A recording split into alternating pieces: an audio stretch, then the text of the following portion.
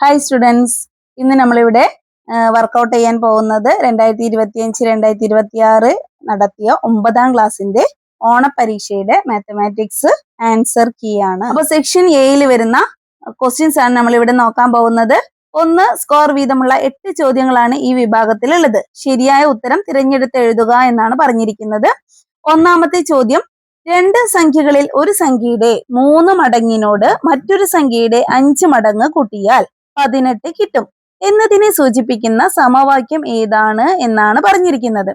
നോക്കാം, 2 സംഖ്യകൾ, നമുക്ക് അറിയാത്ത 2 സംഖ്യകളെ എപ്പോഴും നമ്മൾ എന്തായിട്ട് എടുക്കുക? ഒരു വേരിയബിൾസ് എക്സ്, അടുത്ത സംഖ്യ വൈ, ഒന്നാമത്തെ സംഖ്യ എക്സ്, രണ്ടാമത്തെ സംഖ്യ വൈ എന്ന് നമ്മൾ എടുക്കണം. അങ്ങനെയാണെങ്കിൽ ഒരു സംഖ്യയുടെ, അപ്പൊ ആ ഒരു സംഖ്യ നമ്മൾ എക്സ് ആണെന്നെടുത്താൽ 3 മടങ്ങിനോട്, അപ്പൊ അതിന്റെ എക്സിന്റെ 3 മടങ്ങ് എന്ന് പറയുമ്പോൾ എന്താവും? 3x എന്നായിട്ട് മാറും. ഇനി അടുത്ത സംഖ്യ y, മറ്റൊരു സംഖ്യയുടെ 5 മടങ്ങ് കൂട്ടിയാൽ, 5 മടങ്ങ് എന്ന് പറയുമ്പോൾ വൈയുടെ 5 മടങ്ങ് എന്ന് പറഞ്ഞാൽ 5y. എന്താണ് ഉത്തരം കിട്ടേണ്ടത്? 18. ഉത്തരം കിട്ടേണ്ടത് 18 എന്ന് അവർ പറഞ്ഞിട്ടുണ്ട്. അപ്പൊ നമുക്ക് സമത്തിന്റെ ഒരു വശത്ത് എന്ത് വേണം? 18 എന്നുള്ള ആൻസർ വേണം. അപ്പൊ 18 ആൻസർ വരുന്ന 3 ഓപ്ഷൻ ഇവിടെ ഉണ്ട്. ആ 3 ഓപ്ഷൻ മാത്രമാണ് നമ്മുടെ ഇനി ആൻസറിലേക്കുള്ള നമ്മുടെ പോക്ക് നോക്കേണ്ടത്. അപ്പൊ ഇവിടെ നോക്കുമ്പോൾ 3 ആൻസർ വരുന്ന 18 വരുമ്പോൾ നമ്മൾ ഓപ്ഷനിൽ നോക്കുമ്പോൾ നോക്കൂ, ഒന്ന് 5x - y ആണ്. നമ്മൾക്ക് ഇവിടെ കൂട്ടിയാൽ, ഒന്നിനോട് ഒന്ന് കൂട്ടിയാൽ എന്നാണ് അല്ലെ. അപ്പൊ കൂട്ടിയാൽ എന്നുള്ള ഒരു ഓപ്ഷൻ നമുക്ക് ഇവിടെ വേണം. അപ്പൊ 5x - 3y ഇവിടെ കുറയ്ക്കല്ലേ ചെയ്യുന്നത്, അതിനെ നമ്മൾ കട്ട് ചെയ്തു. അതുപോലെ 3x - 5y അവിടെയും കുറയ്ക്കല്ലേ ചെയ്യുന്നത്, അതും കട്ട് ചെയ്തു. പിന്നെ അഡീഷൻ അല്ലെ, തുക വരുന്നത് ഏതാണ് ഇവിടെ വരുന്നത്? 3x + 5y = 18 എന്നൊരു ഓപ്ഷൻ മാത്രമേ ഇനി നമുക്ക് ബാക്കിയുള്ളൂ. നമ്മൾ സിമ്പിൾ ഷോർട്ടസ്റ്റ് മെത്തേഡ് ആണ് ഇവിടെ പറഞ്ഞിരിക്കുന്നത്. ഇനി നിങ്ങൾക്ക് പറയുന്ന 3 മടങ്ങിനോട് 3x + 5 മടങ്ങ് 5y = എന്ത് കിട്ടും? 18 കിട്ടും എന്ന് പറഞ്ഞിട്ടുണ്ട്. അപ്പൊ ഏതാണ് നമ്മുടെ കറക്റ്റ് ആൻസർ? 3x + 5y = 18 എന്ന് പറയുന്ന എ എന്ന് പറയുന്ന ഫസ്റ്റ് ഓപ്ഷൻ ആണ് നമ്മുടെ ആൻസർ ആയിട്ട് വരുന്നത്. മനസ്സിലായല്ലോ? 3 മടങ്ങിനോട് 5 മടങ്ങ് കൂട്ടിയപ്പോൾ 18 കിട്ടും. ഏതാണ് നമ്മുടെ ആൻസർ? സെക്ഷൻ എ, ഫസ്റ്റ് വരുന്ന ഓപ്ഷൻ ആണ് നമ്മുടെ ആൻസർ. എ എന്ന് പറയുന്നതാണ് ആൻസർ. രണ്ടാമത്തെ ക്വസ്റ്റ്യനിലേക്ക് നോക്കാം. ചുവടെ കൊടുത്തിരിക്കുന്നവയിൽ √2-നും √3-നും ഇടയിലുള്ള സംഖ്യ ഏതാണ് എന്നാണ്. നമുക്കിവിടെ 4 ഓപ്ഷൻ തന്നിട്ടുണ്ട്. 1 1/4, 1 1/2, 1 3/4, 2. അപ്പോൾ 4 ഓപ്ഷനിൽ ഏതാണ് √2-നും √3-നും ഇടയിലുള്ള സംഖ്യ എന്നറിയണമെങ്കിൽ ആദ്യം നിങ്ങൾക്ക് അറിയേണ്ട ഒരു കാര്യം, √2ന്റെ കറക്റ്റ് വില എന്താണ്, √3ന്റെ വില എന്താണ് എന്ന് നമ്മൾ പഠിക്കുന്നുണ്ട് അല്ലെ. നമ്മുടെ ചാപ്റ്ററിൽ പഠിക്കുന്നുണ്ട്. √2ന്റെ വില എന്താണ് എന്നും √3ന്റെ വില എന്താണ് എന്ന് നമ്മൾ പഠിക്കുന്നുണ്ട്. അതിനിടയിലുള്ള സംഖ്യ ഏതാണെന്ന് ഈ സംഖ്യ ഓപ്ഷനിൽ നിന്ന് നമ്മൾ കണ്ടെത്താൻ പോവുകയാണ്. നമുക്ക് ആൻസറിലേക്ക് നോക്കാം. നമ്മുടെ ഒന്നാമത്തെ ഓപ്ഷൻ വരുന്നത് 1 1/4 എന്നാണ്. 1 1/4 എന്ന് പറഞ്ഞാൽ എന്താണ്? 1 × 4 4, 4 + 1 5, 5/4 എന്ന് വരും. 5/4 എന്ന് പറഞ്ഞാൽ എത്രയാണ്? 1.25 ആണ്. ഇനി അടുത്ത ഓപ്ഷൻ നോക്കാം. 1 1/2. 1 1/2 എന്ന് പറഞ്ഞാൽ 1 × 2 2, 2 + 1 3, 3/2. 3/2 എന്ന് പറഞ്ഞാൽ എത്രയാണ്? 1.5. അടുത്ത ഓപ്ഷൻ 1 3/4. 1 3/4 എന്ന് പറഞ്ഞാൽ 1 × 4 4, 4 + 3 7, 7/4 എന്ന് വരും. 7/4 എന്ന് പറഞ്ഞാൽ 1.75 ആണ്. നാലാമത്തെ ഓപ്ഷൻ നമുക്ക് തന്നിരിക്കുന്നത് 2 എന്നാണ്. നമ്മുടെ 4 ഓപ്ഷൻ കിടക്കുന്നത് 1.25, 1.5, 1.75, 2 എന്നാണ്. ഇനി ഈ സംഖ്യകൾ √2-നും √3-നും ഇടയിലാണോ എന്നാണ് നമുക്ക് അറിയേണ്ടത്. √2ന്റെ വില നമ്മൾ പഠിച്ചിട്ടുണ്ട്, 1.414 ആണ്. √3ന്റെ വില നമ്മൾ പഠിച്ചിരിക്കുന്നത് 1.732 ആണ്. അറ്റ്ലീസ്റ്റ് നിങ്ങൾ 1.41, 1.73 എന്നെങ്കിലും ഓർമ്മയിൽ വെച്ചിരിക്കണം. ഇപ്പോ ഈ 2 സംഖ്യകൾക്കിടയിലായിട്ട് നമുക്ക് വരുന്ന ഓപ്ഷനിലേക്ക് നോക്കുമ്പോൾ നമുക്ക് കറക്റ്റ് അറിയാം, 1.4നേക്കാൾ വലുതും 1.7നേക്കാൾ ചെറുതുമായിട്ട് വരുന്ന സംഖ്യ ഇതിൽ ഏതാണുള്ളത്? 1.5 ആണ്. അപ്പൊ നമ്മുടെ ആൻസർ എന്താണ്? 1.5 ആണ്. 1.5 നമുക്ക് ഏതിൽ നിന്ന് കിട്ടിയതാണ്? 1 1/2 നിന്നും കിട്ടിയതാണ്. അപ്പൊ നമ്മുടെ ഓപ്ഷനിൽ ഏതാണ് കറക്റ്റ് ആൻസർ? ബി ആണ് നമ്മുടെ കറക്റ്റ് ആൻസർ. ബി 1 1/2 എന്ന് പറയുന്ന ബി ആണ് നമ്മുടെ കറക്റ്റ് ആൻസർ. അടുത്തതായിട്ട് നമുക്ക് മൂന്നാമത്തെ ക്വസ്റ്റ്യനിലേക്ക് പോവാം. ചിത്രത്തിൽ ഒരേ അകലം ഇടവിട്ടുള്ള 4 സമാന്തര വരകളും മറ്റൊരു ചരിഞ്ഞ വരയുമാണ് കാണിച്ചിരിക്കുന്നത്. എ ബി സമം 2 സെന്റിമീറ്റർ ആയാൽ ബി സി സമം ഡാഷ് സെന്റിമീറ്റർ എന്നാണ് പറഞ്ഞിരിക്കുന്നത്. അപ്പൊ ബി സി എത്ര സെന്റിമീറ്റർ എന്നാണ് നമ്മൾ കണ്ടുപിടിക്കേണ്ടത്. ചിത്രത്തിലേക്ക് നോക്കാം. ഒരേ അകലം ഇടവിട്ടുള്ള 4 സമാന്തര വരകൾ നമുക്ക് ഇവിടെ കാണാം. 1, 2, 3, 4. ഇനി മറ്റൊരു ചെരിഞ്ഞ വരയെയും ഇവിടെ കാണാം. ആ ചെരിഞ്ഞ വരയിലാണ് എന്ത് കിടക്കുന്നത്? എ ബി സി എന്ന് പറയുന്ന പോയിന്റുകൾ എടുക്കുന്നത്. അതിൽ എ ബി എന്ന് പറയുന്നത് എത്രയാണെന്ന് നമുക്ക് തന്നിട്ടുണ്ട്? 2 ആണ് എന്ന് തന്നിട്ടുണ്ട്. നമുക്ക് എന്താണ് കാണേണ്ടത്? ബി സി ആണ് കാണേണ്ടത്. ചിത്രത്തിലേക്ക് നോക്കൂ. ബി സി കിടക്കുന്നത് ബിയും സിയും. ഇത് നിങ്ങൾക്ക് ചിത്രത്തിൽ നിന്ന് തന്നെ ഇതിന്റെ അളവ് കണ്ടെത്താം. എയിൽ നിന്ന് ബിയിലേക്ക് 2 വരകൾക്കിടയിലുള്ള അകലമാണ് എയും ബിയും എന്ന് പറയുന്നത്. അത് 2 ആണെങ്കിൽ ബിയും ഇവിടെ നമുക്കൊരു പോയിന്റ് ഉണ്ട് എന്ന് വെക്കൂ. ഇവിടെ ഒരു പോയിന്റ് ഉണ്ടെങ്കിൽ ഈ ബിയും ഇവിടെ ഡി എന്ന് കൊടുത്താൽ ബിയും ഡിയും തമ്മിലുള്ള അകലം എന്തായിരിക്കും? 2 ആയിരിക്കും. ഇനി ഈ പോയിന്റും തമ്മിലുള്ള അകലം എന്തായിരിക്കും? 2 ആയിരിക്കും. കാരണം സമാന്തര വരകളാണ്. സമാന്തര വരകളെ കട്ട് ചെയ്യുമ്പോൾ ഒരേ അകലത്തിലാണ് നമ്മൾ ഇവിടെ കട്ട് ചെയ്യുന്നത്. അപ്പൊ ഇവിടുന്ന് ഈ ഒരു വരയിലേക്കുള്ള ദൂരം 2, ഇവിടുന്ന് വീണ്ടും ഈ വരയിലേക്കുള്ള ദൂരം 2. അങ്ങനെയാണെങ്കിൽ ബിയിൽ നിന്നും സിയിലേക്കുള്ള ദൂരം എത്രയായിരിക്കും? നമുക്ക് സിമ്പിൾ ആയിട്ട് പറയാം. എത്രയായിരിക്കും? 4 ആയിരിക്കും അല്ലെ? 2 വരകൾ ചേരുന്നുണ്ട്. ഒരു വരയിലേക്കുള്ള ദൂരം 2 ആണെങ്കിൽ അടുത്ത വരയിലേക്ക് വീണ്ടും 2. 2 രണ്ടുകൾ ചേർന്നാൽ 4. അപ്പൊ നമ്മുടെ എന്തായിരിക്കും? ബി സി 4 സെന്റിമീറ്റർ ആയിരിക്കും. നമ്മുടെ ഓപ്ഷൻ സി ആണ് നമ്മുടെ ആൻസർ, കറക്റ്റ് ആൻസർ. അടുത്ത ക്വസ്റ്റ്യൻ നോക്കാം. 4ാമത്തെ ക്വസ്റ്റ്യൻ. 20 1/2 ഇൻറ്റു 10 1/2 സമം 20 ഇൻറ്റു 10 പ്ലസ് 1/2 ഇൻറ്റു ബ്രാക്കറ്റിൽ 20 പ്ലസ് 10 പ്ലസ്. ഇനി ഇതിലേക്ക് ഒന്നുകൂടി ഇവിടെ ആഡ് ചെയ്യാനുണ്ട്. ആ നമ്പർ ഏതാണ് എന്നാണ് നമ്മൾ പറയേണ്ടത്. 20 ഇൻറ്റു 10 നോക്കൂ. 20 ഇൻറ്റു 10 ഇവിടെ കൊടുത്തിട്ടുണ്ട്. ഇനി 20 അര ഇൻറ്റു 20 പ്ലസ് 10 ഇവിടെ കൊടുത്തിട്ടുണ്ട്. ഇത് ഗുണിക്കുമ്പോ എങ്ങനെയൊക്കെ എന്നാ വരിക? 20 ഇൻറ്റു 10, 20 ഇൻറ്റു അര, അര ഇൻറ്റു 10. അത്രയും സംഖ്യകൾ ഇവിടെ വന്നിട്ടുണ്ട്. ഇനി ഇതിൽ ഇല്ലാത്ത ഒരു സംഖ്യയും കൂടി ഉണ്ട്. അര ഇൻറ്റു അര. അര ഇൻറ്റു അരയും കൂടി ഇവിടെ ആഡ് ചെയ്യാനുണ്ട് അല്ലെ? അര ഇൻറ്റു അര എന്ന് പറഞ്ഞാൽ എന്താണ്? 1/4. 1/2 ഇൻറ്റു 1/2 1/4 ആണ്. അപ്പൊ ഇവിടെ പ്ലസ് എന്തുകൂടി വേണം? 1/4 എന്നുകൂടി വേണം. അപ്പൊ നമ്മുടെ ഓപ്ഷനിൽ എ എന്നുള്ള ആൻസർ ആണ് കറക്റ്റ്. അപ്പൊ നമുക്കിവിടെ എ എന്നുള്ള ആൻസർ ആണ് ഇവിടുത്തെ കറക്റ്റ് ആൻസർ. എന്താണ് 1/4? 1/4 എങ്ങനെ വന്നതെന്ന് മനസ്സിലായല്ലോ. 20 ഇൻറ്റു 10 പ്ലസ് അര ഇൻറ്റു 20 പ്ലസ് 10 കൊടുത്തിട്ടുണ്ട്. ഇനി ഇവിടെ മൾട്ടിപ്ലൈ ചെയ്യാൻ, ഗുണിക്കാൻ ബാക്കിയുള്ള 2 സംഖ്യകൾ കൂടി ഉണ്ടായിരുന്നു. അര ഇൻറ്റു അര. അര ഇൻറ്റു അര സമം 1/4. ആ 1/4 ആണ് നമ്മുടെ കറക്റ്റ് ആൻസർ, എ ആണ്. നെക്സ്റ്റ് 5ാമത്തെ ക്വസ്റ്റ്യനിലേക്ക് നോക്കൂ. ചുവടെ തന്നിരിക്കുന്ന ചിത്രങ്ങളിൽ പരിവൃത്ത കേന്ദ്രം ഏതെങ്കിലും ഒരു വശത്തിൽ വരുന്ന ത്രികോണം ഏതാണ്? പരിവൃത്ത കേന്ദ്രം ഏതെങ്കിലും ഒരു വശത്തിൽ വരുന്ന ത്രികോണം ഏതാണ് എന്നാണ്. ഇത് നമുക്ക് പഠിച്ചതാണ്. പരിവൃത്ത കേന്ദ്രം ഏതെങ്കിലും ഒരു വശത്തിൽ വരുന്ന ഒരു ത്രികോണമാണ് നമുക്കുള്ളത്. ആ ത്രികോണം ഏതായിരിക്കും? മട്ട ത്രികോണമായിരിക്കും. മട്ട ത്രികോണത്തിന്റെ കർണത്തിന്റെ മധ്യബിന്ദുവാണ് എന്തായിട്ട് വരിക? പരിവൃത്ത കേന്ദ്രമായിട്ട് വരിക. അപ്പൊ ഇത് മട്ട ത്രികോണാണോ? അല്ല. ഇത് മട്ട ത്രികോണാണോ? അല്ല. ഇത് മട്ട ത്രികോണാണോ? അല്ല. അപ്പൊ നമുക്ക് മട്ട ത്രികോണമായിട്ട് വരുന്നത് ഏത് മാത്രമേ ഉള്ളൂ? ഓപ്ഷൻ ബി ആണ്. അപ്പൊ ബി ആണ് നമ്മുടെ ഇവിടുത്തെ കറക്റ്റ് ആൻസർ. കണ്ടില്ലേ മട്ട ത്രികോണമായിട്ട് വരുന്നത്?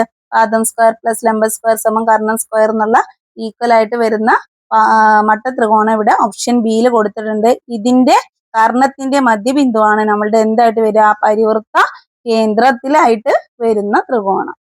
അടുത്തത് 6ാമത്തെ ക്വസ്റ്റ്യൻ. തുടർച്ചയായ 4 എണ്ണൽ സംഖ്യകൾ എടുത്താൽ തുടർച്ചയായ 4 ഏത് എണ്ണൽ സംഖ്യകൾ നിങ്ങൾക്ക് എടുക്കാം. ഇനി നമ്മുടെ 1ാമത്തെ ക്വസ്റ്റ്യൻ പറയുന്നത് അറ്റത്തുള്ള സംഖ്യകളുടെ തുകയും നടുക്കുള്ള സംഖ്യകളുടെ തുകയും തുല്യമാണ്. നിങ്ങൾ ഏത് 4 തുടർച്ചയായ എണ്ണൽ സംഖ്യകൾ എടുത്തു കഴിഞ്ഞാലും ഇത് ശരിയാണോ എന്നാണ് നിങ്ങൾ ചെക്ക് ചെയ്യേണ്ടത്. അറ്റത്തുള്ള സംഖ്യകളുടെ തുകയും നടുക്കുള്ള സംഖ്യകളുടെ തുകയും തുല്യമാണ് എന്നാണ് അവർ പറയുന്നത്. തുല്യമാണോ എന്ന് നിങ്ങൾ ചെക്ക് ചെയ്യണം. ഇനി 2ാമത്തെ ഓപ്ഷൻ പറയുന്നത് അറ്റത്തുള്ള സംഖ്യകളുടെ ഗുണനഫലവും നടുക്കുള്ള സംഖ്യകളുടെ ഗുണനഫലവും തുല്യമാണ് എന്നാണ്. അങ്ങനെയും നിങ്ങൾ എടുത്ത 4 തുടർച്ചയായ സംഖ്യകൾ അറ്റത്തുള്ള 2 സംഖ്യകൾ ഗുണിച്ചു നോക്കുക. നടുക്കുള്ള 2 സംഖ്യകൾ ഗുണിച്ചു നോക്കിയാൽ തുല്യമാണോ എന്ന് പറയണം. ഇനി 3ാമത്തെ ഓപ്ഷൻ പറയുന്നത് അറ്റത്തുള്ള സംഖ്യകളുടെ ഗുണനഫലവും നടുക്കുള്ള സംഖ്യകളുടെ ഗുണനഫലവും തമ്മിലുള്ള വ്യത്യാസം 2 ആണ് എന്നാണ്. അപ്പൊ അതുപോലെ ചെയ്തു നോക്കിയാൽ ഇവർ പറയുന്നത് ശരിയാണോ എന്നറിയാം. നാലാമത്തെ ഓപ്ഷൻ പറയുന്നത് ആദ്യത്തെ രണ്ട് സംഖ്യകളുടെ തുകയും അടുത്ത രണ്ട് സംഖ്യകളുടെ തുകയും തുല്യമാണ് എന്നാണ്. ഇങ്ങനെ 4 കണ്ടീഷനും നിങ്ങൾ എടുത്ത 4 നമ്പേഴ്സിന്റെ കാര്യത്തിൽ ചെയ്ത് നോക്കിയിട്ട് ഇവർ പറയുന്ന ഓപ്ഷനിൽ ഏതാണ് ശരി എന്നാണ് നമ്മൾ പറയേണ്ടത്. ഇവിടെ പറഞ്ഞിരിക്കുന്നത് 1ഉം 2ഉം ശരിയാണ് എന്നാണ്. അപ്പൊ ഒന്നാമത്തെ കണ്ടീഷൻ രണ്ടാമത്തെ കണ്ടീഷനും നമുക്ക് ചെയ്തു നോക്കാം. ഇവിടെ ചെയ്യാൻ പോവുകയാണ്. അപ്പൊ ഞാൻ ഇവിടെ എടുക്കുന്ന തുടർച്ചയായ എണ്ണൽ സംഖ്യകൾ 1, 2, 3, 4. നിങ്ങൾക്ക് ഇഷ്ടമുള്ള 4 എണ്ണൽ സംഖ്യകൾ എടുക്കാട്ടോ, തുടർച്ചയായ എണ്ണൽ സംഖ്യകളാവണമെന്ന് മാത്രം.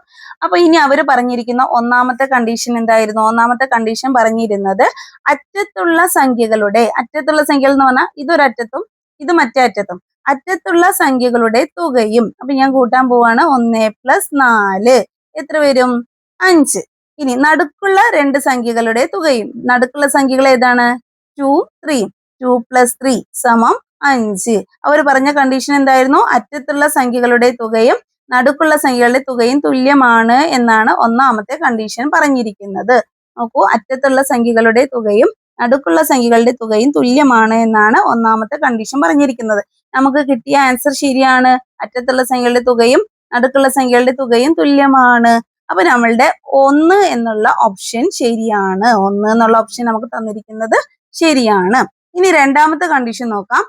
അറ്റത്തുള്ള സംഖ്യകളുടെ ഗുണനഫലവും നടുക്കുള്ള സംഖ്യകളുടെ ഗുണനഫലവും തുല്യമാണ്. നമുക്ക് ചെയ്തു നോക്കാം.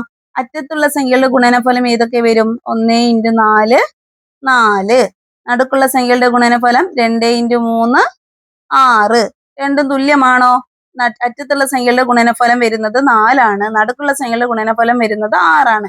രണ്ടും തുല്യമാണ് എന്നാണ് അവർ പറഞ്ഞിരിക്കുന്നത്. കണ്ടോ, അറ്റത്തുള്ള സംഖ്യകളുടെ ഗുണനഫലം നടുക്കുള്ള സംഖ്യകളുടെ ഗുണനഫലം തുല്യമാണ് എന്നാണ് പറഞ്ഞിരിക്കുന്നത്. നമുക്ക് തുല്യമാണോ കിട്ടിയത്? അല്ല.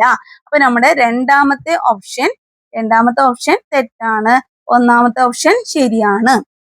ഇനി മൂന്നാമത്തെ കണ്ടീഷൻ നോക്കാം. അറ്റത്തുള്ള സംഖ്യകളുടെ ഗുണനഫലവും നടുക്കുള്ള സംഖ്യകളുടെ ഗുണനഫലവും തമ്മിലുള്ള വ്യത്യാസം 2 ആണ്. അറ്റത്തുള്ള സംഖ്യകളുടെ ഗുണനഫലം നമ്മൾ കണ്ടു, എത്രയാണ്? 4. നടുക്കുള്ള സംഖ്യകളുടെ ഗുണനഫലം നമ്മൾ കണ്ടു, 6. തമ്മിലുള്ള വ്യത്യാസം 2. തമ്മിലുള്ള വ്യത്യാസം എന്ന് പറയുന്നത് ഇവ തമ്മിലുള്ള ആൻസറിന്റെ തമ്മിലുള്ള വ്യത്യാസം. 6 - 4 = 2. 6 4 കുറച്ച് 2 ആണല്ലോ. ആണ്. അവർ പറഞ്ഞിരിക്കുന്നത് എന്താണ്? തമ്മിലുള്ള വ്യത്യാസം 2 ആണ്. അപ്പൊ അത് ശരിയാണ്.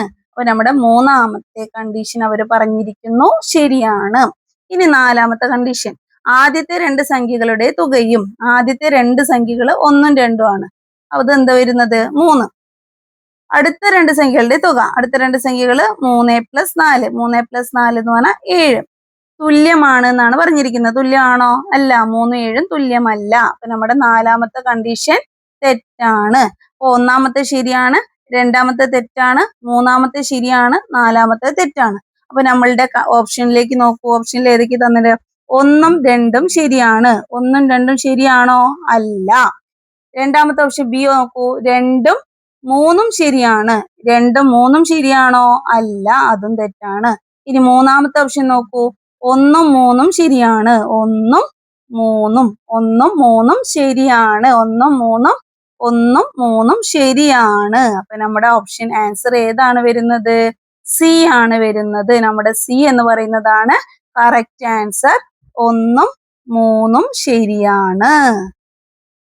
നെക്സ്റ്റ് ഏഴാമത്തെ ചോദ്യത്തിലേക്ക് നോക്കാം. ചുവടെയുള്ള പ്രസ്താവനകൾ വായിക്കുക. നന്നായി വായിക്കണം മക്കളെ. നന്നായി വായിച്ചെങ്കിൽ മാത്രമേ ഉത്തരം ശരിയായിട്ട് എഴുതാൻ പറ്റൂ. നന്നായി വായിക്കാത്ത കുട്ടികൾക്ക് ഉത്തരം തെറ്റാൻ വളരെയധികം ചാൻസ് ഉണ്ട്. അപ്പൊ നന്നായിട്ട് ക്വസ്റ്റ്യൻ വായിക്കണം. നോക്കാം. പ്രസ്താവന 1 പറയുന്നത് വശം 1 മീറ്റർ ആയ സമചതുരത്തിന്റെ വികരണത്തിന്റെ നീളം √2 മീറ്റർ ആണ്. വശം 1 മീറ്റർ ആയ സമചതുരം. അപ്പൊ നമുക്കൊരു സമചതുരം വരച്ച് നോക്കണം. ആ സമചതുരം വരച്ചാൽ അതിന്റെ വികരണം √2 ആണ് എന്നാണ് പറയുന്നത്. √2 ആണോ എന്നുള്ളത് നിങ്ങൾ ചെക്ക് ചെയ്യണം. ഉണ്ടോ? പ്രസ്താവന 1 ശരിയാണോ തെറ്റാണോ എന്ന് നമുക്ക് അറിയേണ്ട ആവശ്യമുണ്ട്. അപ്പൊ അത് നിങ്ങൾ ചെക്ക് ചെയ്യണം. ഈ രണ്ടാമത്തെ പ്രസ്താവന പറയുന്നത് ഒരു സമചതുരത്തിന്റെ വികരണം വശമായി മറ്റൊരു സമചതുരം വരച്ചാൽ ആദ്യത്തെ സമചതുരത്തിന്റെ പരപ്പളവിന്റെ 2 മടങ്ങായിരിക്കും രണ്ടാമത്തെ സമചതുരത്തിന്റെ പരപ്പളവ് എന്നാണ് പറയുന്നത്. ആണോ എന്ന് നമ്മൾ വരച്ച് കണ്ടെത്തിയിട്ട് വേണം പ്രസ്താവന നോക്കാൻ. അപ്പൊ നോക്കാൻ നമുക്ക്. മിസ് ഇവിടെ ഒരു റഫ് ഫിഗർ ആണ് വരച്ചിട്ടുള്ളത്. നിങ്ങൾക്ക് 1 സെന്റിമീറ്റർ കറക്റ്റ് ആയിട്ടൊന്നല്ല, ഏകദേശം രൂപത്തിൽ ഞാൻ ഒരു സമചതുരം വരച്ചിട്ടുണ്ട്. സമചതുരത്തിന്റെ വശം എത്രയാന്ന് പറഞ്ഞിട്ടുണ്ട് അവര്? 1 മീറ്റർ ആണ് എന്ന് പറഞ്ഞിട്ടുണ്ട്. 1 മീറ്റർ സമചതുരം വരുമ്പോ 1 മീറ്റർ വശമായ സമചതുരം വരുമ്പോ അതിന്റെ വികരണം √2 ആണോ? ആണ് എന്നാണ് അവര് പറയുന്നത്. ആണോ എന്ന് നമുക്ക് ചെക്ക് ചെയ്യണ്ടേ?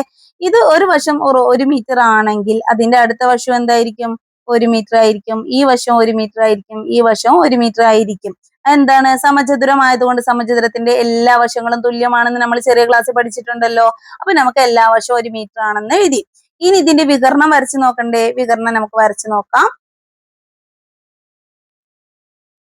നമുക്ക് വികരണം വരയ്ക്കുകയാണ്. ദാ റഫിഗർ ആയിട്ടാണ് മിസ് വരയ്ക്കുന്നത്. നിങ്ങൾക്ക് കറക്റ്റ് ആയിട്ടൊക്കെ വരച്ചിട്ട് വൃത്തിയിൽ വരച്ചു നോക്കാം. അപ്പൊ ഒരു വികരണം ഞാൻ വരച്ചു കൊടുത്തു. വികരണം വരച്ചു കൊടുത്തപ്പോൾ വികരണം എത്രയാന്ന് അവർ പറഞ്ഞേക്കുന്നത്? √2 ആണ് എന്നാണ് പറഞ്ഞത്. അപ്പൊ √2 ആണോ എന്ന് നമുക്ക് ചെക്ക് ചെയ്യണം. √2 ആണോ എന്ന് ചെക്ക് ചെയ്യാൻ വേണ്ടിയിട്ട് നമുക്ക് ഇപ്പൊ ഈ സമചതുരം എന്തായി മാറി? 2 മട്ടത്രികോണങ്ങളായി മാറിയിട്ടുണ്ടല്ലോ മക്കളെ. കാണുന്നുണ്ടോ? ഇതൊരു മട്ടത്രികോണാണ്, ഇത് വേറൊരു മട്ടത്രികോണാണ്. മനസ്സിലാവുന്നുണ്ടോ? വേണമെങ്കിൽ നമുക്ക് ഇവിടെ ഒരു പേരൊക്കെ കൊടുത്തിട്ട് നോക്കാം. ABC എന്ന് പറയുന്ന ഒരു മട്ടത്രികോണമാണ്. ഇനി ഇവിടെ വേറൊരു പേര് കൊടുത്തു കഴിഞ്ഞാൽ ADC എന്ന് പറയുന്ന മറ്റൊരു മട്ടത്രികോണമാണ്. അപ്പൊ ഞാൻ ഇവിടെ ABC എന്ന് പറയുന്ന മട്ടത്രികോണം എടുക്കുമ്പോൾ അതിന്റെ പാദം 1 മീറ്റർ ആണ്, ലംബവും 1 മീറ്റർ ആണ്. നമ്മൾ പഠിച്ചിട്ടില്ലേ പൈതഗോറസ് സിദ്ധാന്തം? എന്താണ് പൈതഗോറസ് സിദ്ധാന്തം പറയുന്നത്? പൈതഗോറസ് സിദ്ധാന്തം അനുസരിച്ച് എന്താണ് പറയുന്നത്? പാദം സ്ക്വയർ പ്ലസ് ലംബം സ്ക്വയർ, പാദം സ്ക്വയർ പ്ലസ് ലംബം സ്ക്വയർ സമം എന്താണ്?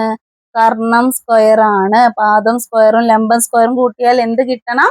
കർണം സ്ക്വയർ കിട്ടണം. ഇവിടുത്തെ പാദം BC, ഇപ്പൊ BCയുടെ അകലം 1 സ്ക്വയർ പ്ലസ് ലംബം ABയുടെ അകലം 1 മീറ്റർ. അപ്പൊ പാദം സ്ക്വയർ പ്ലസ് ലംബം സ്ക്വയർ എന്ത് വരും? 1 സ്ക്വയർ പ്ലസ് 1 സ്ക്വയർ എന്ന് പറഞ്ഞാൽ 1ന്റെ സ്ക്വയർ 1, 1ന്റെ സ്ക്വയർ 1. അപ്പൊ 1 പ്ലസ് 1 എന്ന് വരും. 1 പ്ലസ് 1 എന്ന് പറഞ്ഞാൽ എത്ര മക്കളെ? 2 അല്ലെ? പാദം സ്ക്വയർ പ്ലസ് ലംബം സ്ക്വയർ സമം കർണം സ്ക്വയർ ആണോ എന്നാണ് നോക്കേണ്ടത്. അപ്പൊ 1ന്റെ സ്ക്വയർ പ്ലസ് 1ന്റെ സ്ക്വയർ സമം 1 പ്ലസ് 1 2 എന്ന് കിട്ടി. നമ്മുടെ ഇവിടെ പാദം വരുന്നത് BC ആണ്. അപ്പൊ BC square plus AB square സമം നമ്മുടെ കർണം വരുന്നത് ഏതാണ്?